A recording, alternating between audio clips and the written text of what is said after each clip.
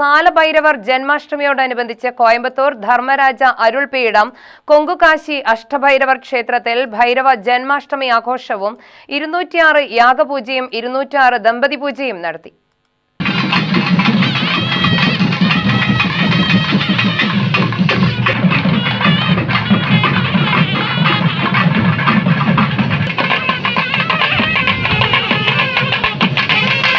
ക്ഷേത്രത്തിൽ രുദ്രാക്ഷം കൊണ്ട് നിർമ്മിച്ച ശിവലിംഗം സ്ത്രീകൾ ശിരസിൽ വെച്ചും പാൽക്കുടമേന്തിയും മാരിമൺ ക്ഷേത്രത്തിൽ നിന്ന് സ്വർണ്ണരഥത്തിൽ കാലഭൈരവ സ്വാമിയെ ക്ഷേത്രത്തിൽ എഴുന്നള്ളിച്ചു. തുടർന്ന് 206 ഹോമകുണ്ടങ്ങളോടുകൂടിയുള്ള യാഗപൂജയും 206 ദമ്പതി പൂജയും കലശാഭിഷേകവും തുടർന്ന് 6000 പേർക്കുള്ള മഹാ അന്നദാനവും നടന്നു. തുലാമാസത്തിലെ അഷ്ടമി നാളിലാണ് ഭൈരവർ ജന്മാഷ്ടമി. ക്ഷേത്രം തന്ത്രിയും മഠാധിപതിയുമായ ശിവശ്രീ കൃഷ്ണമൂർത്തി സ്വാമിയുടെ കാർമ്മികത്വത്തിലാണ് ചടങ്ങുകൾ നടന്നത്.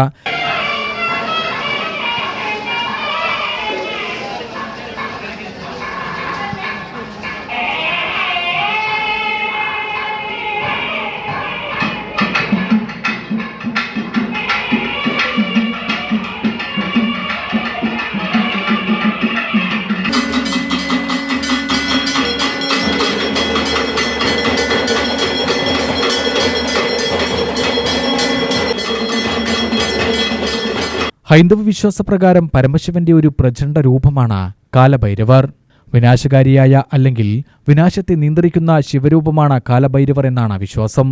തമിഴ്നാട്ടിലും ഉത്തരേന്ത്യയിലും വളരെ പ്രാധാന്യമുള്ള കാലഭൈരവർ സംഹാര രുദ്രനായിട്ടാണ് പൊതുവെ ചിത്രീകരിക്കപ്പെടാറുള്ളത്. കാവൽ ദൈവമായ കാലഭൈരവനെ ആരാധിച്ചാൽ കാലദോഷങ്ങളും കഠിനമായ ദുരിതങ്ങളും അകന്ന് ദീർഘായുസ് ലഭിക്കുമെന്നാണ് വിശ്വാസം.